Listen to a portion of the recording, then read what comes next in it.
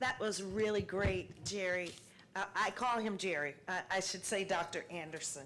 But when I see him in the hall, we're in the same building, I just call him Jerry. So if I may call you Jerry. I would appreciate it. Great. So that was just so informative and so straightforward. So I really appreciate that. And I made a few notes as the discussant, and then we will open it up for questions. This is just sort of the takeaway that I heard and that I hope will lead the way for questions. So what I heard is that value is dependent on how we view it as consumers, perhaps as researchers, as practitioners, as leaders in organizations. I also heard that value is contextual, that the value we may place on choosing a clinician may be different from the value that we place in choosing a nursing home facility.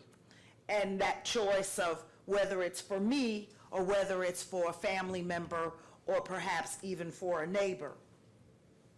I think also what you brought to us is that we are in a different era and time where chronic conditions dominate what might have been, 40, 50 years ago. And that also leads to how we view and value the care that we're receiving. I think it was real clear that you left us with the picture that in the U.S. we still have uncoordinated medical care and that we have relatively few social services